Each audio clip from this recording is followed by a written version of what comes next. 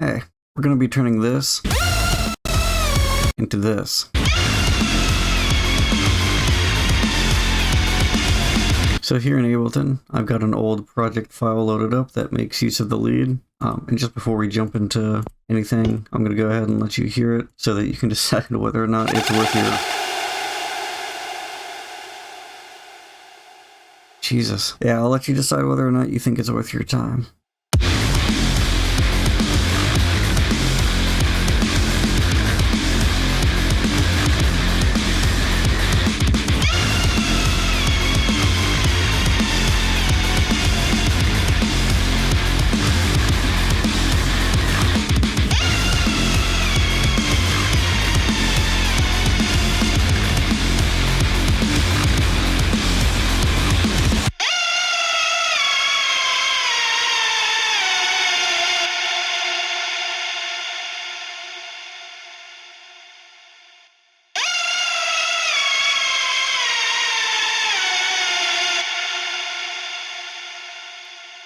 That's our sound for today. It's basically just a saw wave with most of the processing being done outside of Serum. Basically, you can do this in any synthesizer as long as it has a saw table, the ability to detune it. I mean, even then you could use a free detune plugin, and then just all the external processing, which is all free stuff, so we'll get into that. So here it is without all the effects rack going on.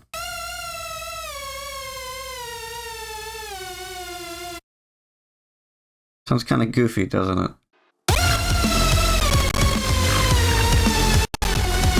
it? So here in Serum, you can see the sound is basically what I said it was. We've just got some AC noise in the back. We've got two saw waves and then one that's an octave lower, and then some various detune for both of them. Though the one that is an octave lower has some more detune going on, whereas the one that's higher in the tones is cleaner. Then over in the effects rack, you know, we got the basic multiband compressor with a little bit of gain, but other than that, that's basically just this sound. Oh, right, and down here with the portamento and the glide, all that shit is just set up, and the time is 95 milliseconds if you want specific numbers. And actually, while we're doing specific numbers, I'll show you everything here. So the AC hum has its level at -15 dB. This one's detune is at 0.16. This one's detune is at 0.33. And then the multiband compressor's gain is just at 14.5. So that's basically all that's going on in Serum. Like I said, you can really recreate that in any synthesizer as long as it gives you the ability to add noise and to detune a saw wave. You're pretty much set. Most of the sound comes in these plugins, all of which are free, or they're like standard. So we'll get into those. So the first one is TSE's 808 pedal, classic.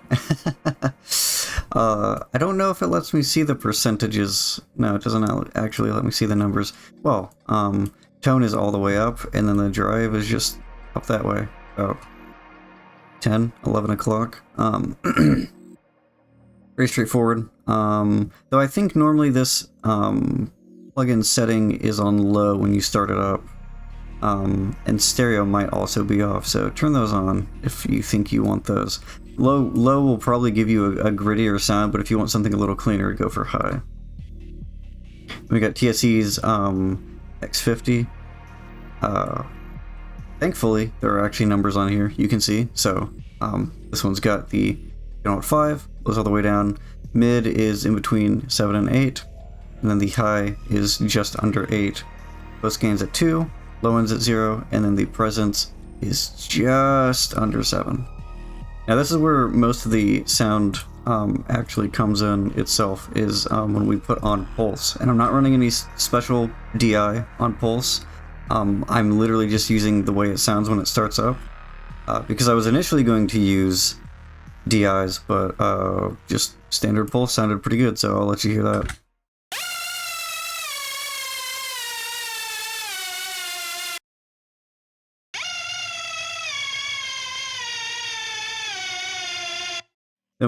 Because Pulse is taking out so much high content, we're throwing in erosion with just a little bit of wide noise. Again, it's you know, I'm just gonna bump that up to 3. I rounded up.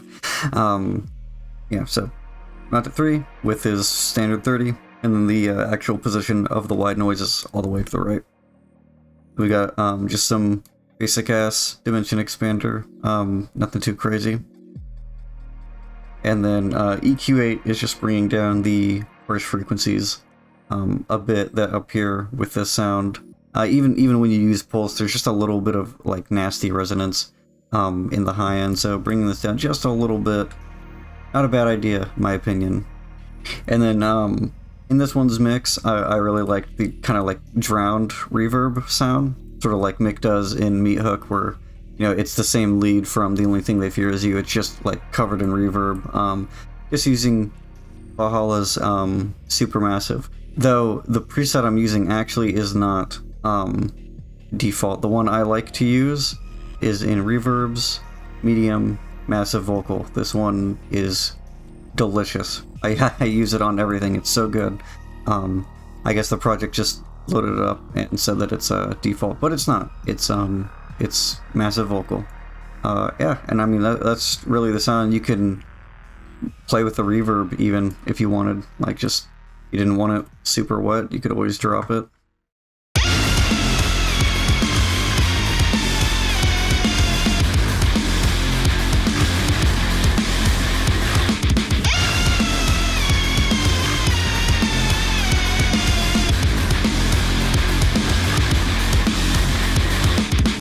One last thing before I go, just because I know you guys love those good old Doom shouts, I'm gonna go ahead and give you a little treat here.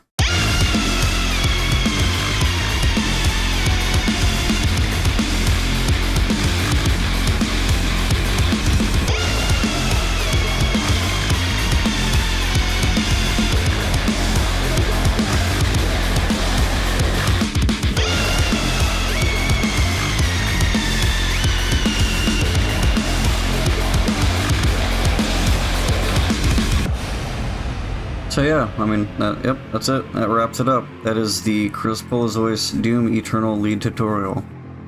I don't really know how to end this video, so I'm probably just going to end it and let the music fade out.